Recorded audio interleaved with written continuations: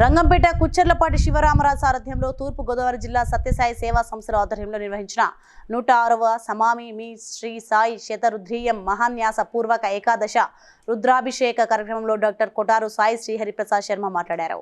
వేదాధ్యయనం ద్వారా శారీరక మానసిక ఆరోగ్యాన్ని పొందవచ్చునని, దీనిని భావితరాలకు అందించడానికి అందరూ కార్మోన్యుకులు కావాలని ఆయన కోరారు. ఈ సందర్భంగా లింగమూర్తికి 106వ ఏకాదశ మహాన్యాస పూర్వకంగా రుద్రాభిషేకం చేశారు.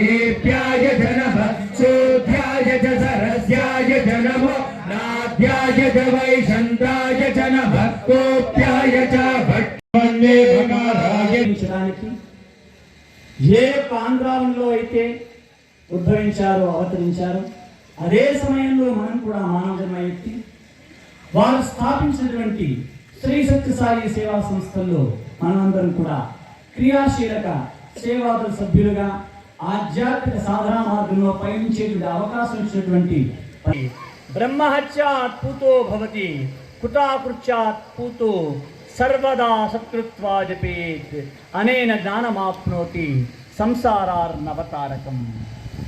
పుట్టడం చావడం అనేటువంటి ఈ యొక్క సైకిల్ నుంచి విముక్తి కలిగించేటువంటి మార్గం ఏదైనా ఉన్నది అంటే please like and share, subscribe to BCN Telugu News. Please like, share and subscribe to BCN Telugu News.